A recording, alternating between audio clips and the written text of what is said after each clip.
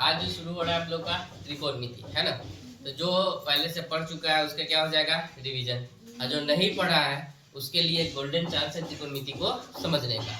सबसे पहले त्रिकोणमिति। त्रि मतलब होता है तीन, कोण मतलब होता है कोण, और मिति मतलब होता है माप। जिसमें हम त्रिभुज के तीनों कोणों के माप के बारे में पढ़ते हैं उसे क्या कहते हैं, त्रिकोणमिति। सबसे पहले हम लोग को ध्यान रखना ये जरूरी है कि त्रिकोणमिति में हम एक त्रिभुज का प्रयोग करते हैं, जो त्रिभुज का नाम है समकोण त्रिभुज। कौन सा त्रिभुज?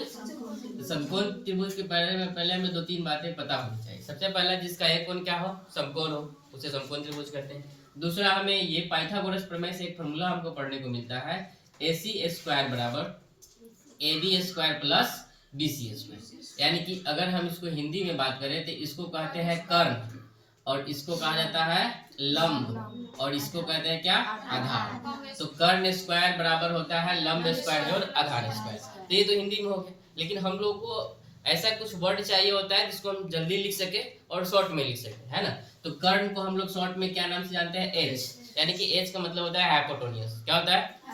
और आधार को हम लोग शॉर्ट में लिखते हैं क्या, D मतलब बेस, बेस मतलब आधार होता है। और लंब को हम लोग शॉर्ट में क्या लिखते हैं, P, यानी कि P फॉर परपेंडिकुलर। क्या होता है? परपेंडिकुलर, जिसका हिंदी होता है लंब। तो इसी पे जब हम इसको बैठाते हैं तो यहाँ पे लिखते हैं H स्क्वायर बराबर P square plus B square. ये मेरा फॉर्मूला फर्स्ट बनता है। और जब इधर से स्क्वायर हटेगा तो इधर क्या चलेगा, रूट। तो P स्क्वायर प्लस क्या हो गया, B स्क्वायर। अब इससे तीन फॉर्मूला बन जाएंगे। कितने? एक तो ये हो गया। दूसरा फॉर्मूला जब हमको P निकालना हो तो इसी को लिखेंगे root under H square minus B square.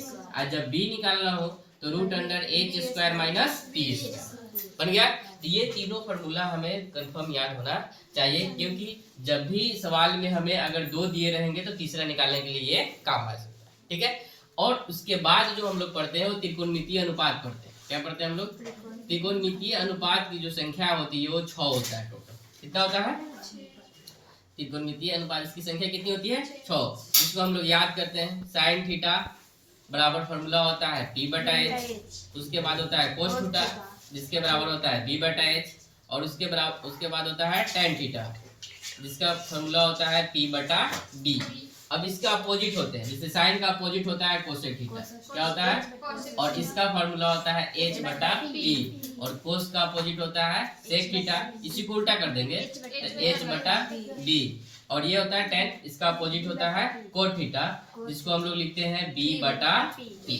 तो इसको शॉर्ट में हम याद करने के लिए एक ट्रिक भी सबको पढ़ाए थे, पंडित बद्री प्रसाद हरे हरे बोले। अब सबको ऐसे कर दो। अब देख लो, P बटा H साइन थीटा, B बटा H कोस थीटा, और P बटा B tan थीटा। हो गया। IC को अपोजिट करके बोल देंगे हरे हरे बोले पंडित बद्री प्रसाद। तो अब ये तीन फॉर्मूला और बन गया, जिससे हम लोग याद कर लिए कोसेक थीटा का H बटा P, सेक थीटा का H बटा B, और कोट थीटा का B बटा P। तो फर्स्ट चैप्टर को सॉल्व करने के लिए इतना फॉर्मूला को हमें याद करना क्या है, जरूरी है। ठीक है। अब इस पे आधारित जितने भी सवाल होंगे वो तुमको आगे बताया जाएगा जो तुम्हारे एग्जाम से रिलेटेड हो, और लगभग बताते हैं इसमें से कम 2 क्वेश्चन ऑब्जेक्टिव में तुम्हारा देखने को जरूर मिलेगा जो इस फॉर्मूला पे बन सकता है।